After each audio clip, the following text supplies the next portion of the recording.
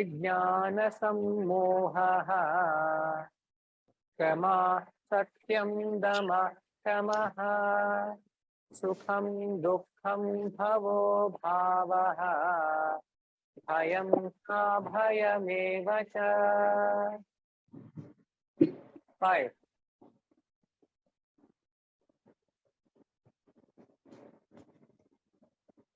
अहिंसा समता तुष्टिः तपोदानं यशो यशः भवन्ति भावा भूतानां मत एव पृथग्विधाः.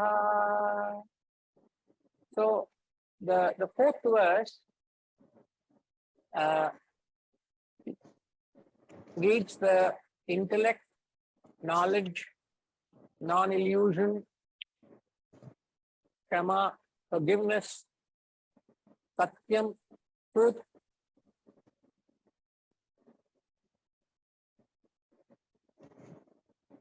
damaha, control over senses, shamaha, control over mind,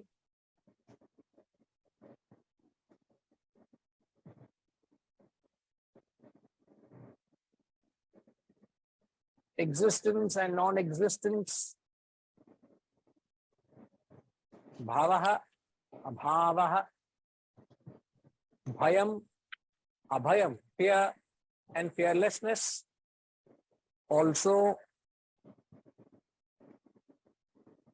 Next, non-injury, ahimsa, samata, equanimity, tushti, contentment. We'll go through the qualities. I'm just reading through first. Tapa, austerity, dhanam, charity, ayashaha, infamy,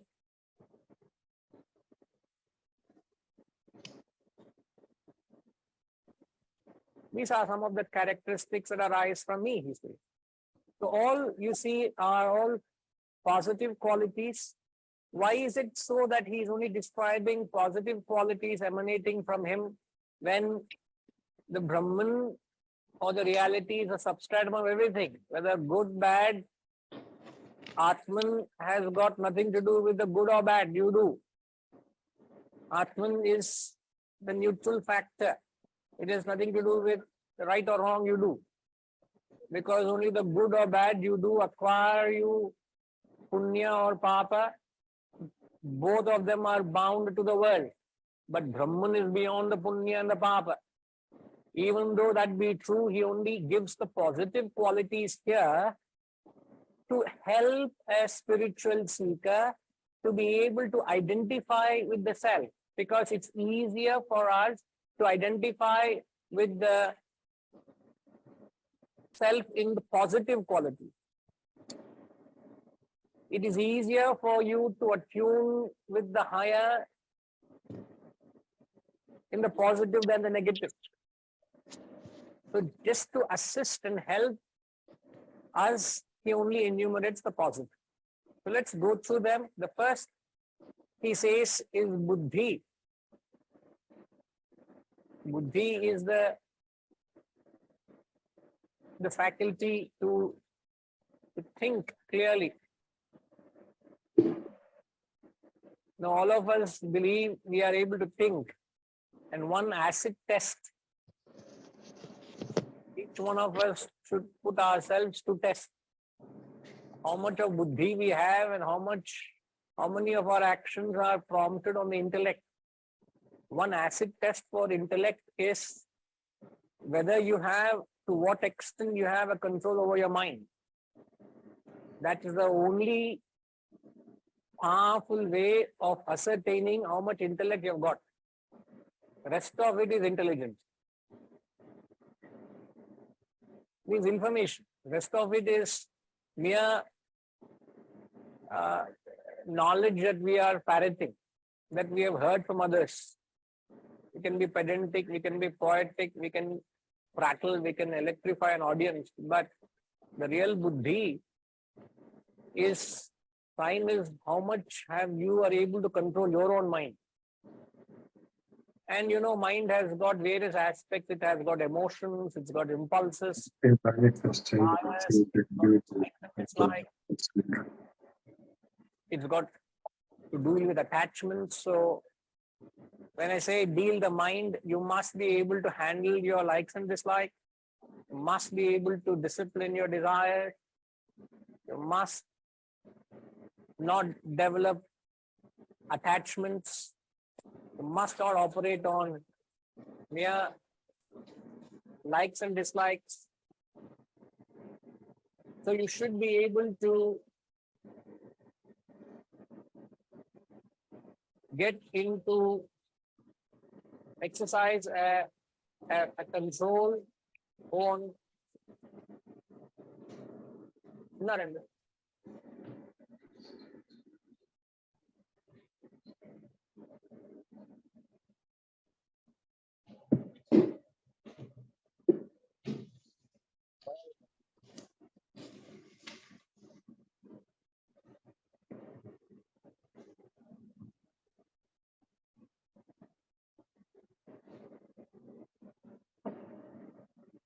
So how much control you have over your emotions, your desires, your impulses, your likes and dislikes, your desires, your attachments.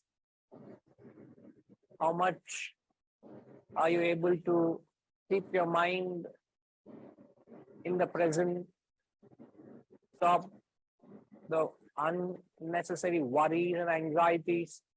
This is the acid test. So when you say control the mind, it is you must be able to put a checkmate on all these things. At any aspect that your mind takes over, that means you have attachment where you should not have. You are operating on desires where you should not have a desire for. You are operating on likes and dislikes. If you don't like something, you will not do it. Full stop. If you like, you will glorify that thing or person. If you don't like, you can demonize best of people. You can demonize the worst of people. Because you are operating on like. If somebody doesn't show to you what you like to do, I don't like you because you don't like what I do. So you are a devil as far as I'm concerned because you don't like what I like to do. If I cater to what you like to do, I can be a demon. But as far as you're concerned, you are a devil. Devil, you are a god. You can demonize that person because that person is satisfying your likes and dislikes.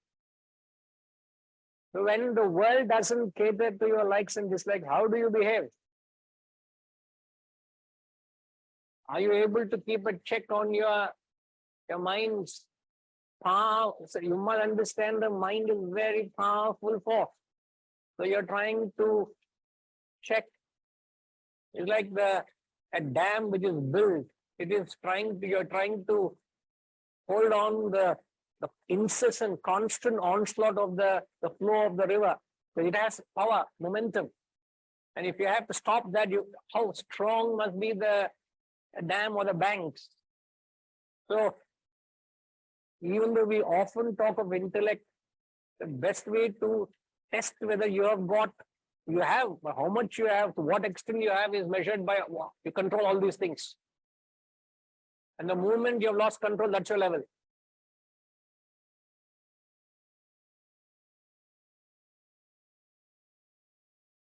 Where your weakness is, at your strength.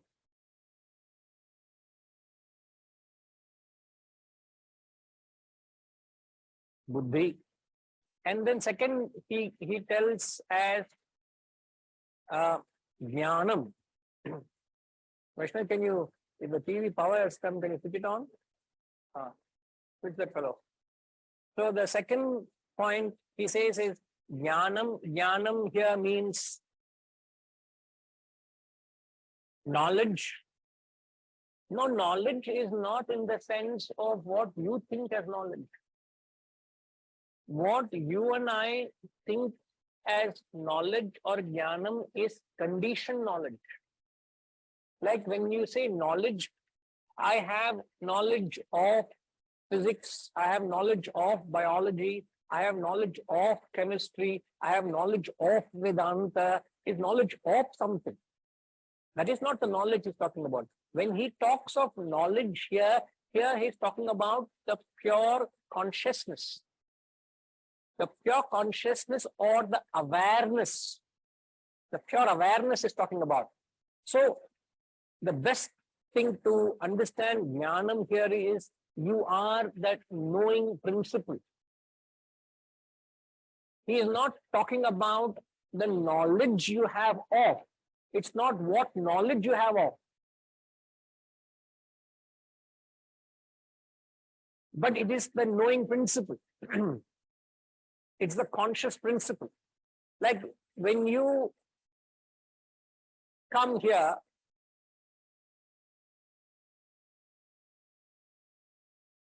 what I am doing to you all is I am throwing various thoughts at you all. I am throwing various ideas at you all. The moment I throw the ideas at you, what are you all doing? Because you are coming along with the conscious principle of the knowing principle, you are able to clinch the thoughts that I am throwing at you.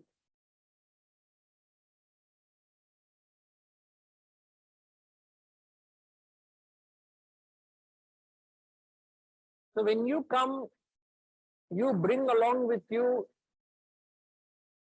your consciousness. And what I am doing is, I am throwing thoughts at you. So what happens? When the pure consciousness or the conscious principle unites with the thought you become conscious of.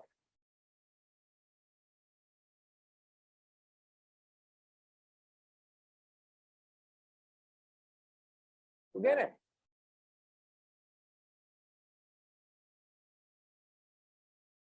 So the pure consciousness plus thoughts equals knowing.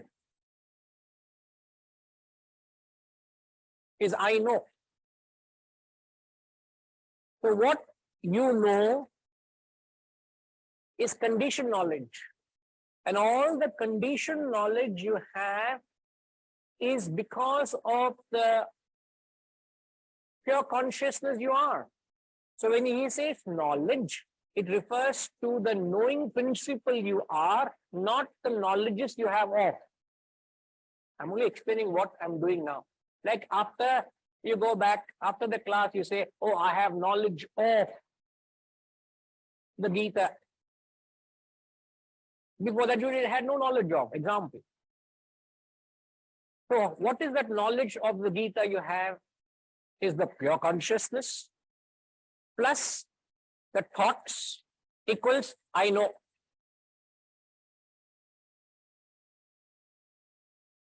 So when he says knowledge, he is referring to not objectful knowledge, he is referring to objectless knowledge.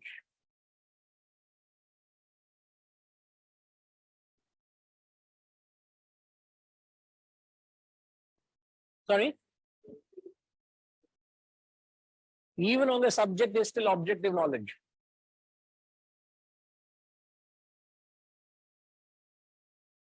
What are you learning? You say knowledge of the Gita. It is still objective, no? Until you become one with the self.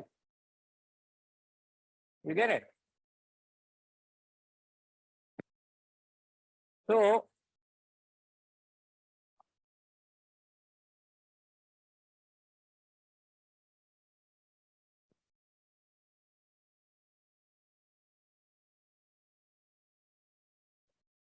the knowledge that he is talking, I'm just putting it from the beginning. The best way to understand is as what we said is as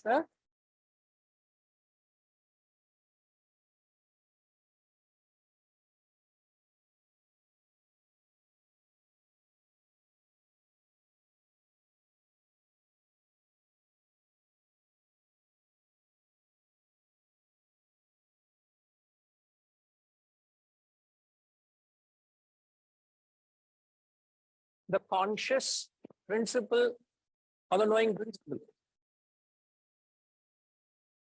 In effect, it is the pure consciousness which is the knowing principle.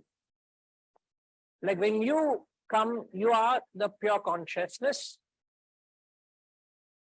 plus thoughts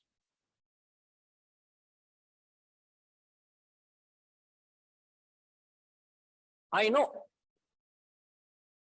When you say you know something, what is it that you know?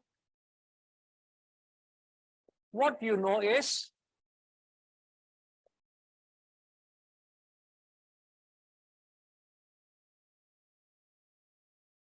knowledge of.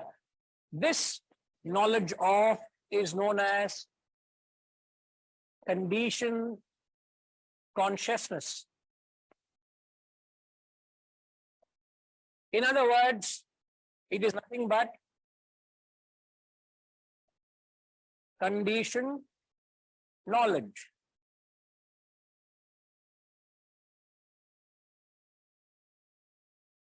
So what you know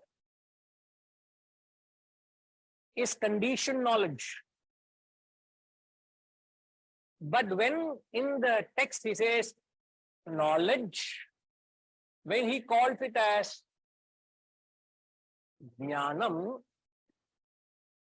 he is referring to the pure consciousness or the conscious principle. I am trying to drive home the difference between what he calls as jnanam and what we understand as jnanam. What I understand as jnanam is knowledge of something, but he is not talking of knowledge of. He is talking of the pure, unconditioned consciousness. Now, what that is known as, so that pure consciousness or knowledge. Okay, let me put it that way.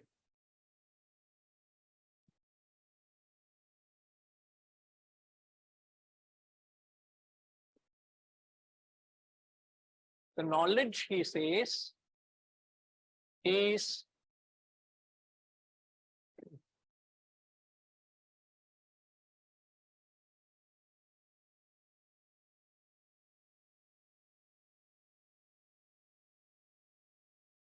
okay. Consciousness plus thoughts, isn't it? Correct, sir? What knowledge you have is the consciousness plus thoughts. Therefore,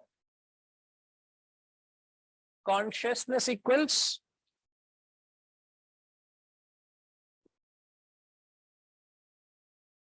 knowledge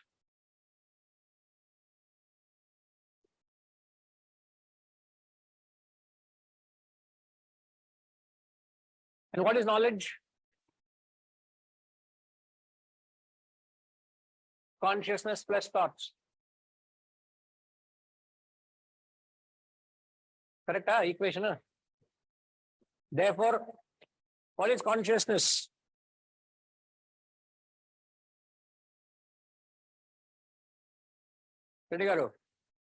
Equation correct,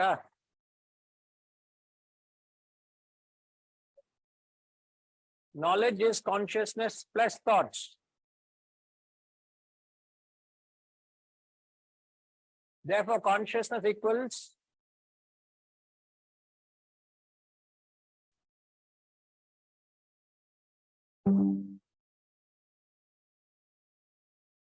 correct equation. Now, what is consciousness?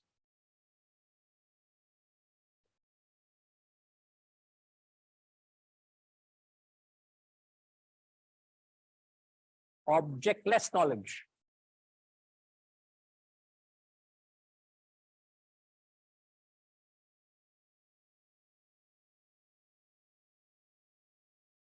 What we are trying to do is in this whole process We're taking out the conditioning factor. We're taking out that which is conditioning.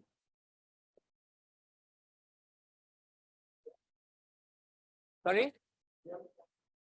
We only understand conditioned consciousness, sadly. We don't understand the pure unconditioned state. We don't understand. Since we don't understand the pure state, anything I describe you of that pure state, you can't relate to. You will only understand condition. Like it is, I've given this example before. What you see, thank God there's light. 10 minutes back, there was no light also. So I was waiting for the light to come. So now when I show this to you, what is it that you see? You're seeing a pen. Are you sure you're seeing only pen?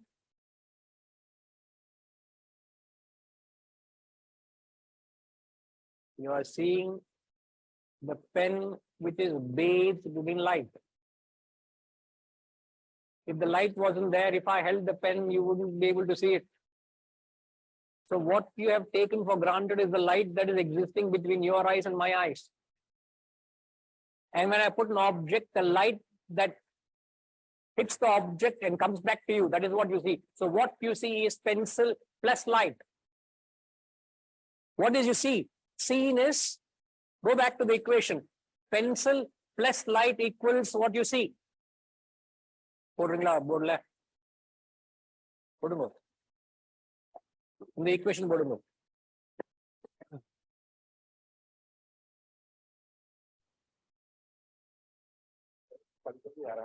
பரவாயில்ல plus பண்ணுவாங்க plus கீழே next page right side add right at the center seen equals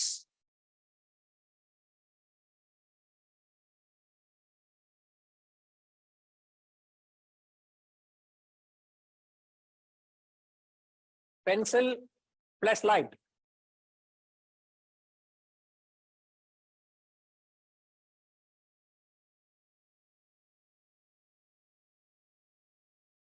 Now, therefore, light equals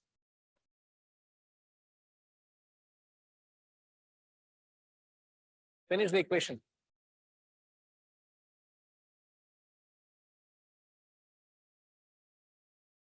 Seen, S-E-E-N.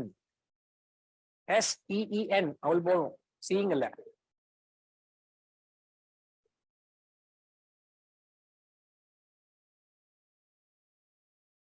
கீழே eraser இருக்கு பாருங்க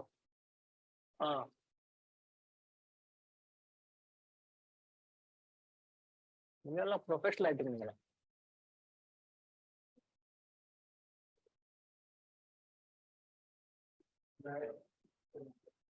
hi correction correct punishment கொடுங்க இப்போ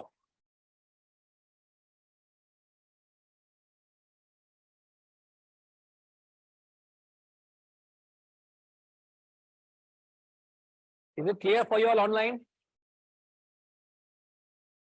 That is all. கீழே எல்லாம் erase பண்ணுங்க கீழே எல்லாம்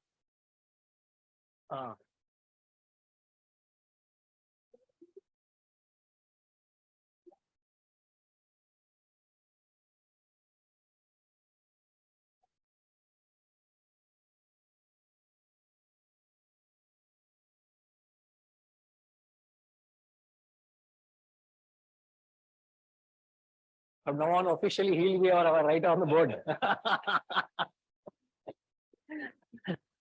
Sanjay, are you able to see what is written there? Sanjay, on. Yeah. Guruji, I can see it, but there's two lights in the equation. Yes, Sanjay.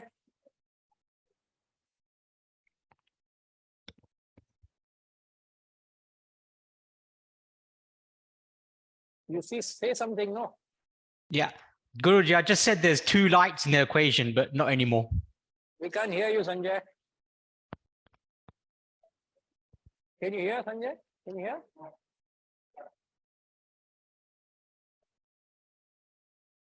Can you speak now?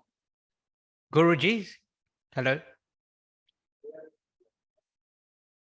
Can you? I'm speaking now. I don't know if you can hear me. Okay. I think the Zoom room can hear me only. Hear you. I thought some technical issue here. It's okay. Okay. But the equation that is written is what is seen. Yes, sir. What is seen is pencil plus light. Is that what you see? Therefore, light equals what is seen minus the object.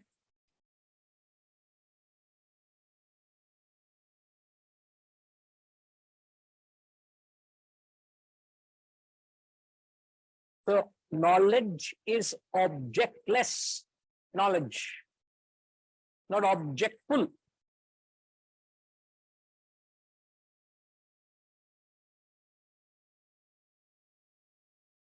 That's the reason they describe the state of perfection as amani bhava. Mindlessness is perfection. What do you mean mindlessness? A mind is full of thoughts. So a mind which is empty with no thoughts is perfection. Which is equation?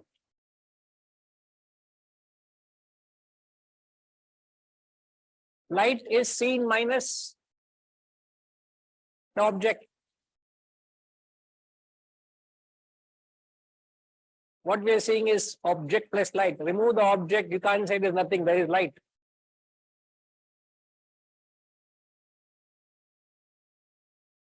That profundity of the light, that profundity of the existence of the consciousness, that knowing principle is knowledge, not what all you know.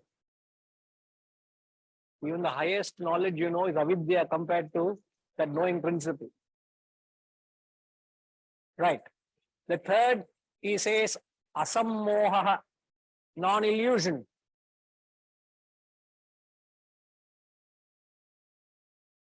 All of us are deluded. All of us are confused. What is the stance consciousness is taking?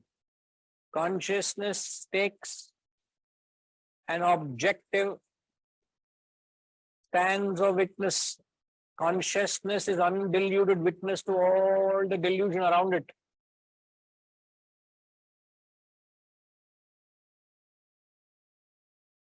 As I'm taking the class, I'm checking whether I'm plucking the mangoes correctly or not. Still, some mangoes are there on the tree. Pushpama, quality control.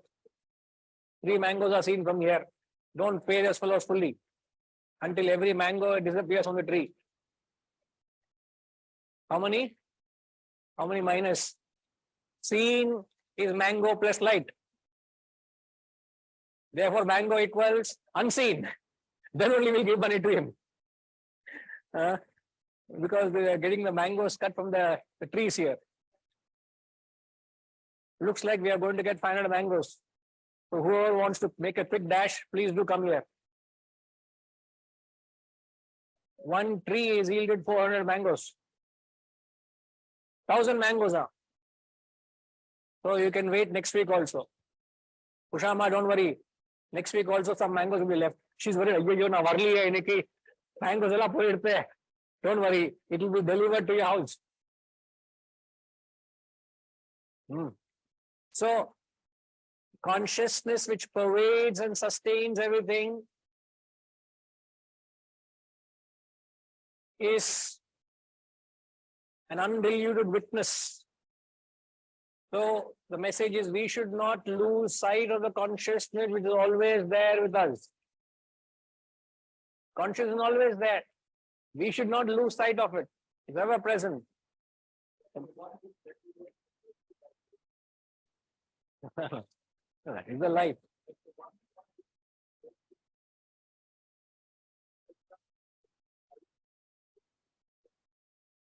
One consciousness.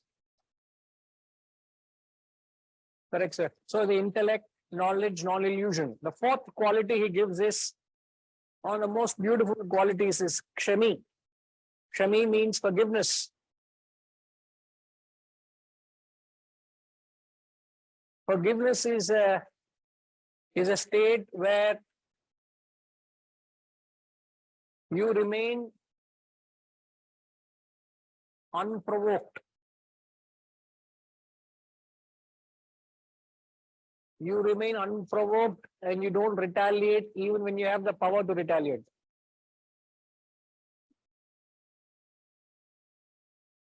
So a capacity where you don't get provoked means you don't take it up as a challenge.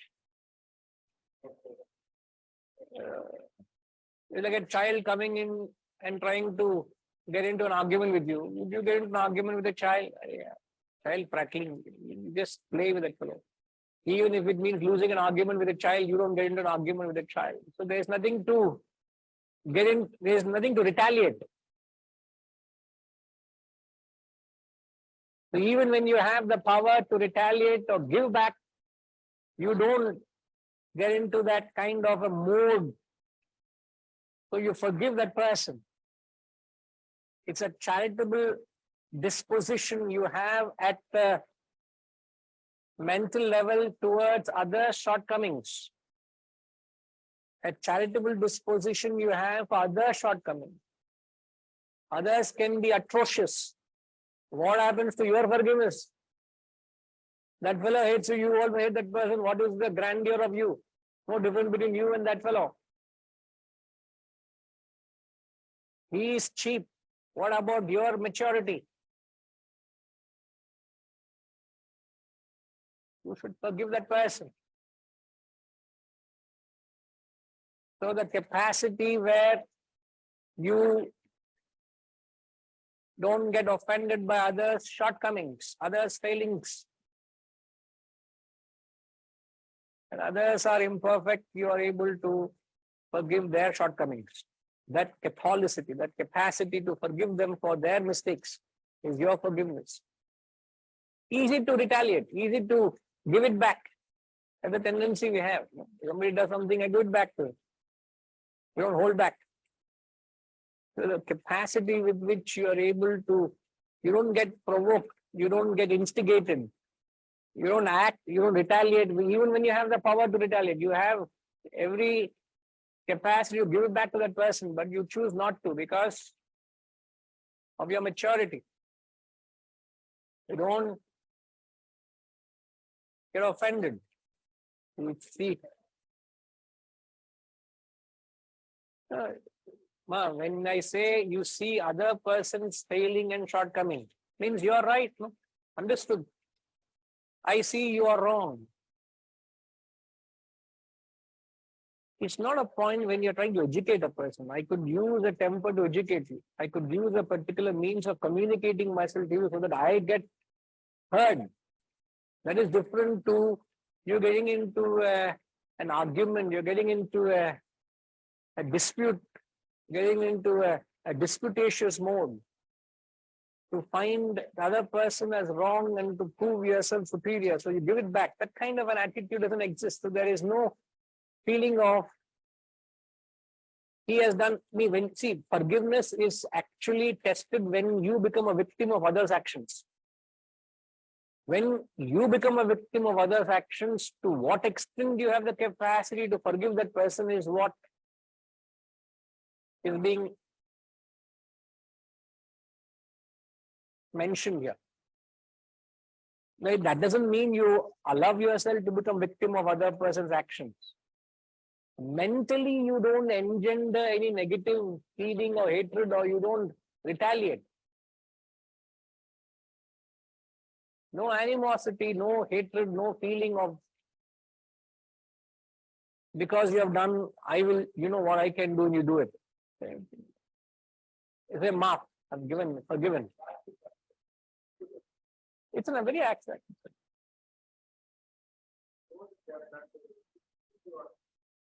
You're very much aware what they have done. Somebody could do something with a malice, but you don't act in the same manner. You don't act with malice.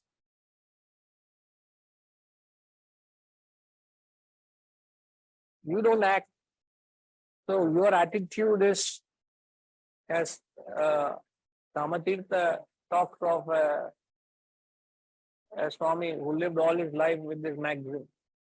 The maxim was, he said, he gave, he forgave. All his life he lived on this maxim. He kept giving all his life and he kept forgiving people all his life. He gave, he forgave. Pass the mic to Reddy Garu. Just so that if people online, what if system is working, they should hear you.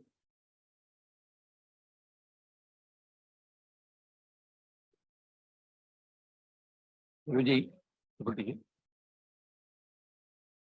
Hello. I'll repeat for their benefit.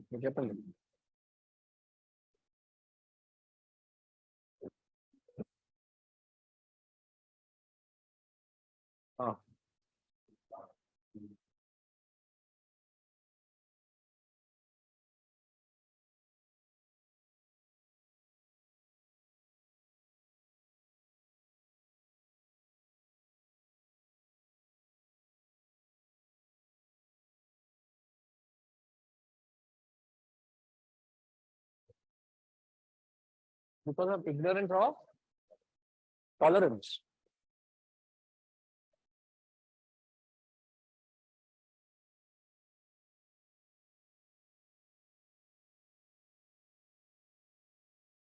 The question Srinivas Reddy Garu is asking is, when somebody does wrong to you and when you get on to a retaliatory mode and you want to give it back, maybe with interest, is that out of ignorance or lack of tolerance? It's, I would say, lack of maturity. If two people of the same level behave the same way, but if there is a disparity in terms of maturity, I'm magnifying the example. When Christ was crucified on the cross, his attitude of magnanimity, of that forgiveness is, he said, Father, forgive them. They don't know what they do. To whom? To me. I'm being nailed on the cross. And he said, Father, forgive them. So he didn't have any attitude of hatred or bitterness towards them when he was being dished out something inhuman act, a barbaric act. And yet he said, forgive them. On the contrary, if somebody insults you, I don't hold back. And I would want to insult that person far more than what he has done. Look at that in comparison to what the great Christ did and what this example is, where you want to give it back with interest. So what happens is there is no disparity. Disparity is because of, it's not because of what other person does. The disparity arises because of your growth. In both the examples, in the first case where I took the example of the Christ was such high level evolution, even the most atrocious act he could forgive because he was so high evolved, he could see the childishness, ignorance, and their stupidity. He said, Mafia.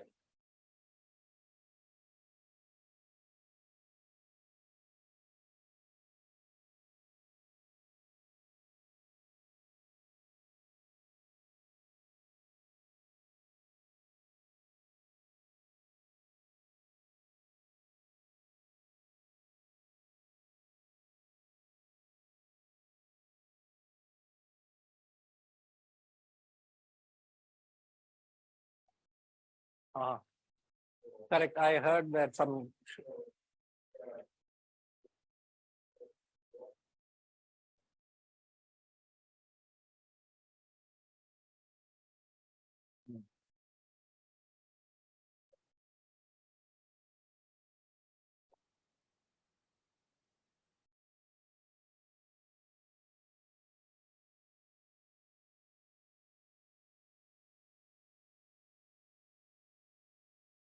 Absolutely. Sir, if, example, let's say, if you do something to me, and if I am not able to forgive that act of yours, yes, together, who is suffering? I am suffering right through. So by me forgiving you, I'm liberating myself from self-inflicted pain and suffering. You're liberating yourself. If I forgive you, I'm liberating myself. But if I don't forgive you, what am I going through? Am I not harboring that bitterness, hatred, or opportunity to give it back? I'm constantly in a negative state. So the best way to liberate yourself is to forgive others. How do you forgive yourself? Is by sheer maturity. If you grow spiritually, you will understand how childish people are around you. And you can't change them. It happened to best of people in the society. If somebody doesn't like you for a reason or hates you for a reason, what can you do? You can't do anything. You cannot satisfy the whole world, nor will the whole world love you.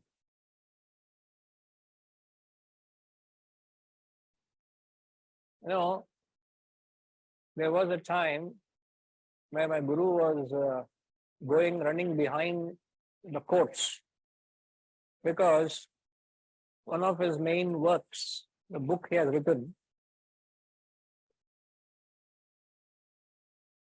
in spite of all the copyrights, in spite of everything, verbatim the book was copied, including the title, and he has put his name, and his name also was Parthasarathy. So he put his name, put his profile, took A to Z of all the works, and he was selling in the market.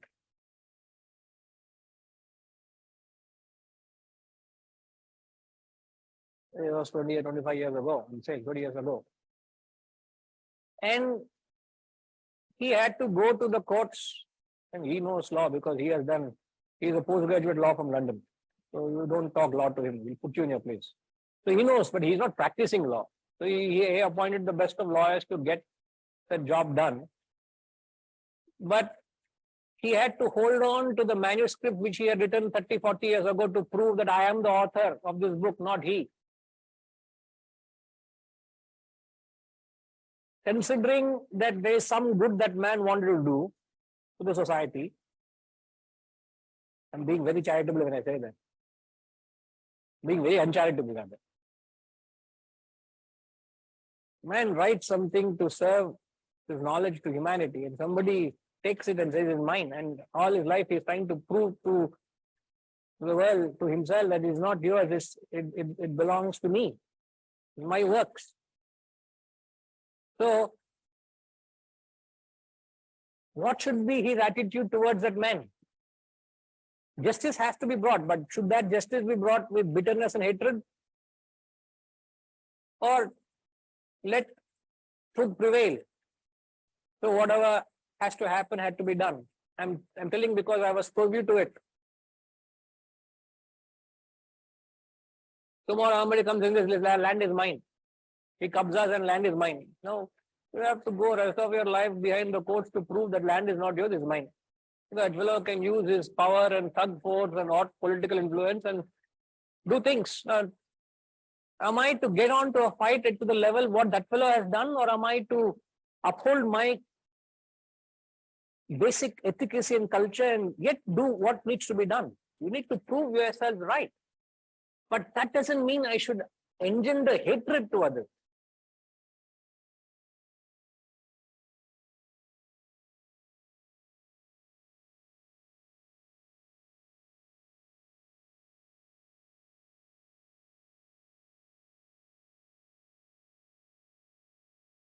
So forgiveness is not to say, okay,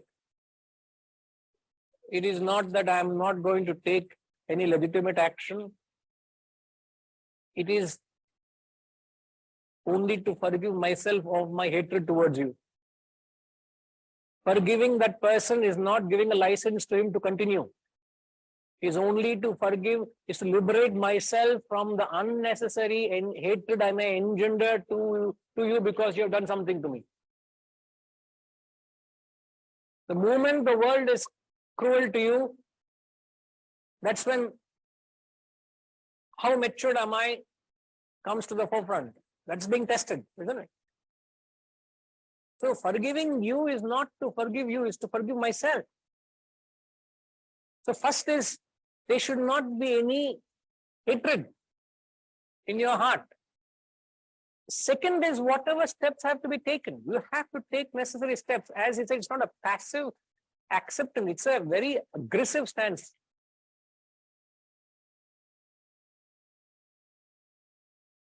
You don't allow yourself to be a victim of others' actions.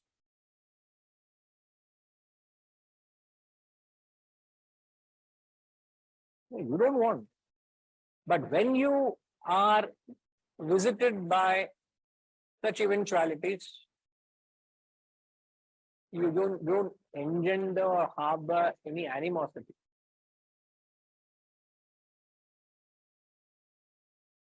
How else can you expect an immature person to behave? A wicked person will behave wickedly. No? A crooked person will be crooked. Ask yourself, are you crooked or wicked as he? If you also behave the same way, then it just proves that you are as crooked and wicked as he. He is being upright, you are being hypocritical.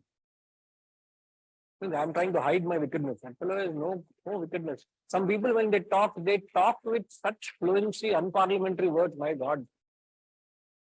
They open their mouth, only vulgarity comes. That is very, but you can't stoop to that level. Sometimes, you feel uncomfortable talking to laborers. You can't talk to labor class because their language is different. And sometimes you're uncomfortable, you can't talk their language. You say, I don't want to get into it. I don't know. What comes comfortable to them can't comfortable. So it is just a very elevated state you reach where you are not offended by, you're not affected by others' shortcomings or failings. So you deal it with a certain grace. As simple as that. Okay. Sidhuji, I don't know whether we can hear you if you were to say something, but please try and share, sir. Gayatri Ma?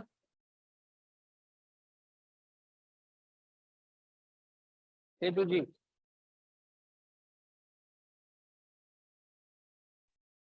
Hariom Guruji. Are you able to hear? Sir, we have we are unable to hear you, sir. Okay. I will chat it. Yeah.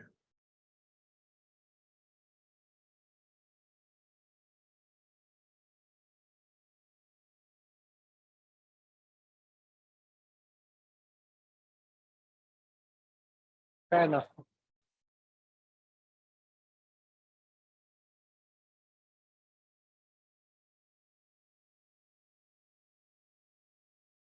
Well, technical problem. Now it's coming. Now it's coming after 1 hour.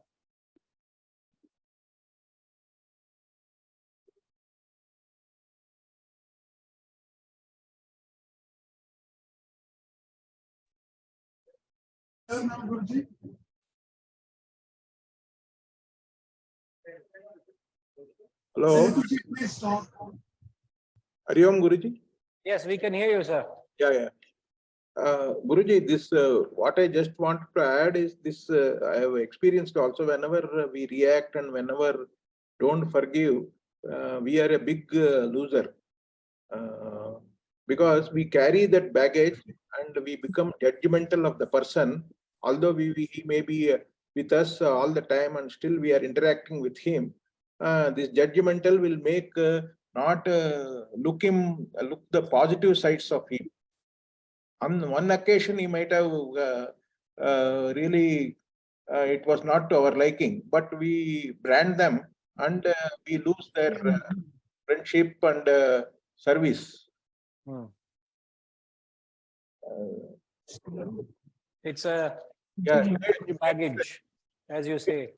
and not the sinner that we can follow that. Yeah.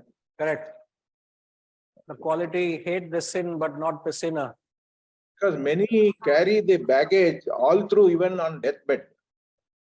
Oh, yeah. And, because Sadly, they carry it right through. Sometimes we are losing sleepless nights also.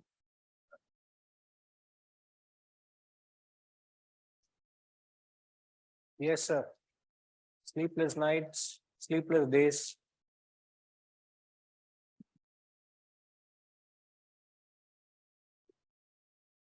Sometimes it increases the BP also. No, we pay a hefty price. Very sad. Mute, right. So moving on, the fifth quality he says is Satyam. Satyam is being truthful. Satyam is an intellectual quality, an intellectual discipline. Satyam is when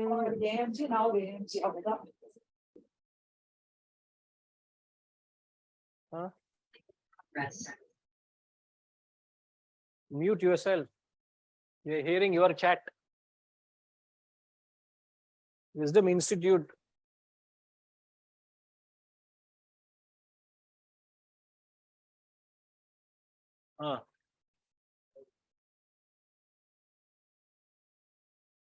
So Satyam is being truthful, or it's an intellectual discipline.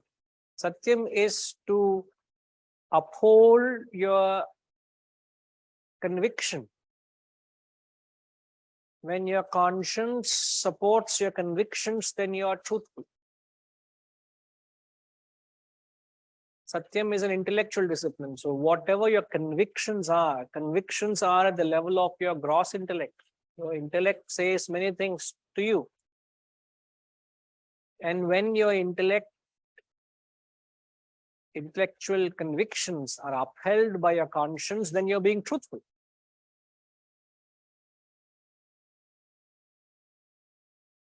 Like, I'm convinced in certain thing. I'm convinced to do thing in a particular way. That's my conviction. That may not be your conviction.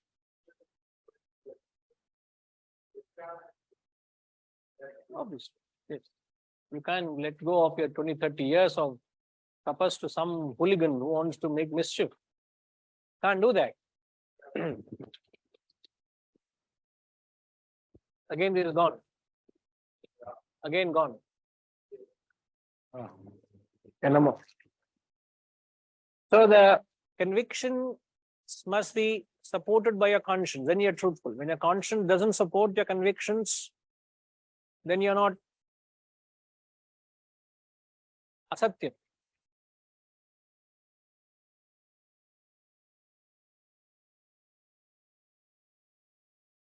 The sixth quality is non-injury.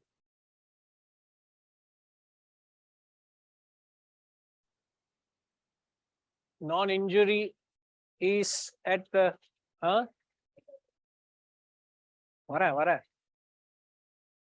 in non-injury. It's not necessarily in order. Non-injury is a mental discipline, an attitude that you wouldn't hurt anything. You wouldn't want to hurt a fly, but you will kill an elephant if required. So it's not a physical quality, a mental attitude. I am cruel only to be kind. That kind of an attitude.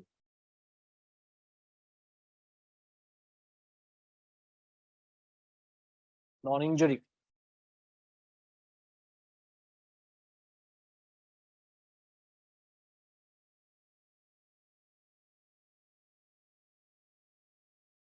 Seventh quality is damaha. Control over your senses. They can be a beautiful buffet. Don't complain, the food is more. Control your tongue. You have control over your tongue, there can be 200 items. What have you got to do with it? Oh, after satsang, we can't indulge. Who is telling you to indulge? Control your tongue, no? Oh, too many items. You're complaining at the people who are getting prasad rather than controlling the tongue. Out of goodwill, people will bring 1-2 items more, even after telling. You're told, no, we want only limited items. Out of goodwill, everybody wants to bring some share. Okay, accept it as a prasad. You don't indulge, no? Oh, too many items, I will not eat. Get your attention somewhere else. Attention is not on the food. Attention should be on your tongue, in your mind. Control your mind, control your tongue, there's no problem. Damaha. So it's not denying yourself in the name of self-control. Many people deny, oh, I will not eat. You're doing a favor or what by eating? Don't eat. Drama.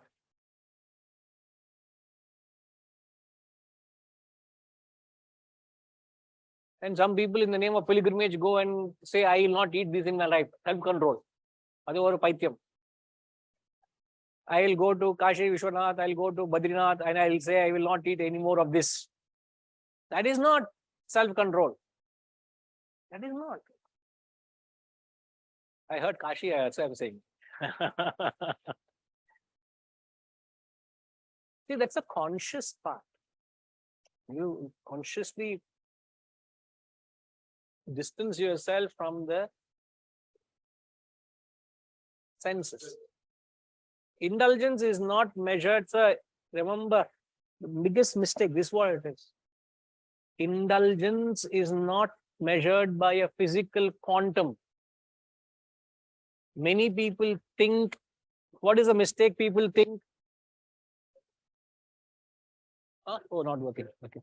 Don't know when it's working, when it's not working. Okay, right. No, let's not switch it on. No, it's okay. See, many people think indulgence is, many people think you don't talk. Indulgence is what? Many people think indulgence is physical. It is not physical, sir. Indulgence is not quantitative nor qualitative. It is not a physical thing. That's the reason I'm explaining.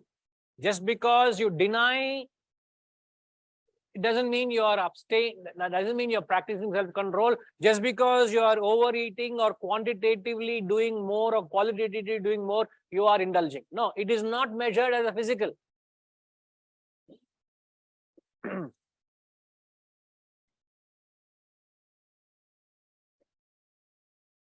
So what determines whether you are, it's not a contact, it's not a quantity, it's not a quality.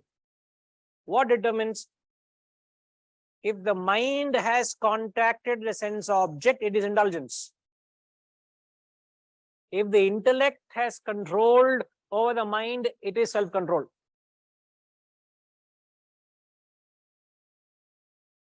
You can eat half a laddu, but if your mind has eaten, it is indulgence.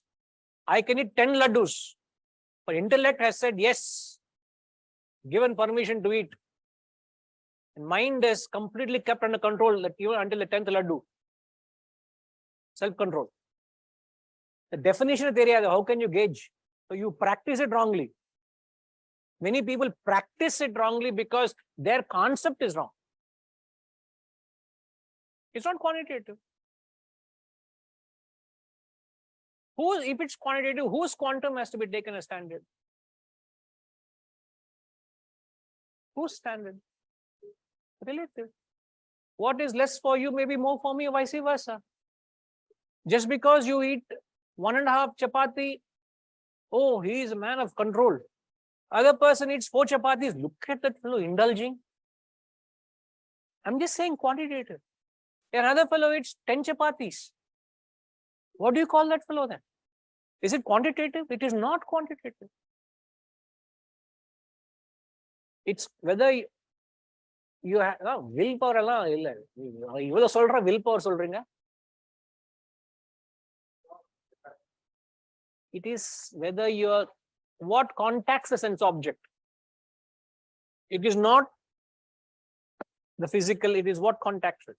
The intellect contacts it, self-control. If the mind contacts it, it is violation of self-control.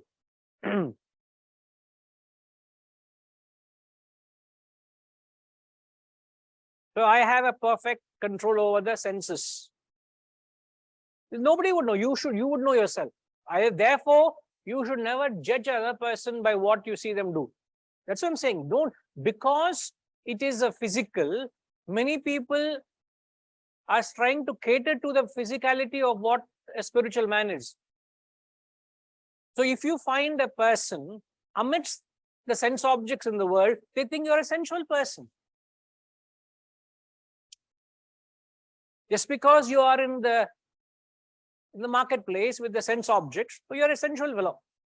The moment I put on a robe and I abstain myself from the worldly activities, a spiritual one, the branding. Therefore, it is said it is not measured by where you physically are, where is your mind. I can be in the marketplace, yet my mind may not be there, might not be participating. My mind may be elsewhere. I can be in a spiritual place, yet mind may be having a black market value for something the world has to give.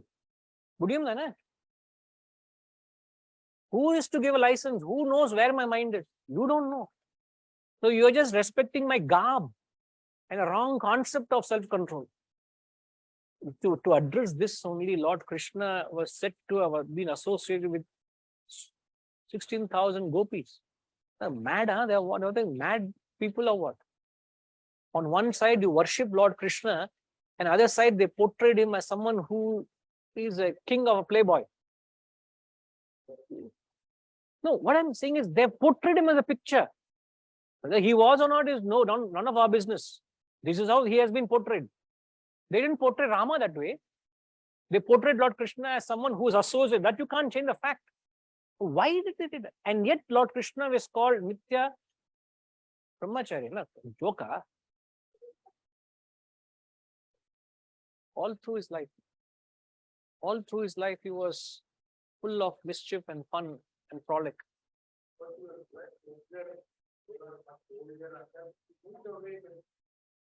So the point is what they're trying to drive home the point. The point is, it is not where you are, what was his relationship with reference to dealing with so many, even literally you take, it's figurative. He had perfect mastery over his mind.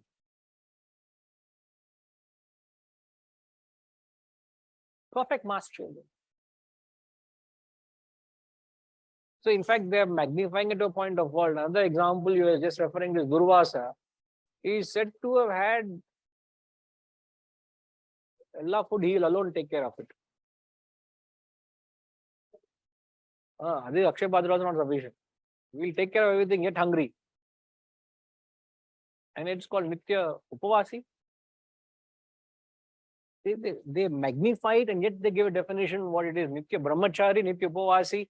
It is not quantitative. It's not qualitative. So don't measure, don't gauge a person as spiritual and material by what you see them do or act. You have no idea. Problem is you do gauge others. That's the problem. All the time gauging others, not yourself. Not being you. I'm saying all the time you're interested in others, what they're doing, not in oneself. But if you have the right yardstick to measure yourself, you will know how to measure others. So, Damaha is you have a control over your senses. It's not denying yourself of any sense contact.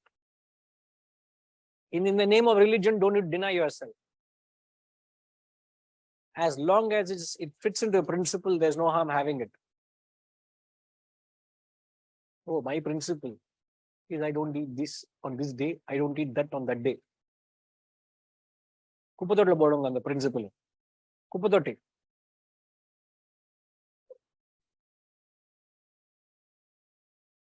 Garbage bodunga then.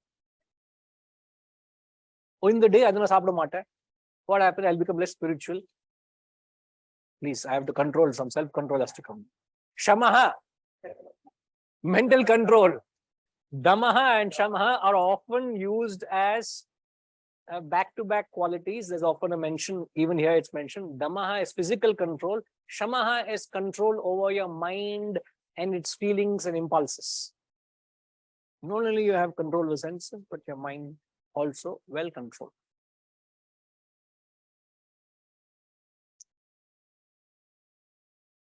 Not one at the cost of the other.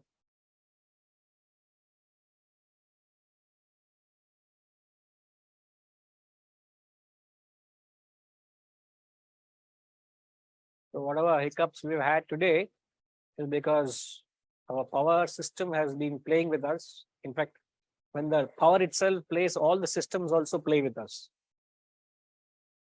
The power supply is giving life to everything in the all the gadgets. In the seen-o, unseen-o. So because electricity was playing games, not seen here, only light. So hope you all could have a seamless transmission, though we couldn't connect well enough with you all because there were some issues, as you said, but we'll come back and we will get on with the quality of existence, non-existence, and we'll carry it forward. Okay. Om Purnamada Purnamidam Purnat Purnamudachyate Purnasya Purnamadaya Purnamevavashishyate. Om Shanti Shanti Shanti. Harihi Om. Shri Gurubhyo Namah. Harihi Om.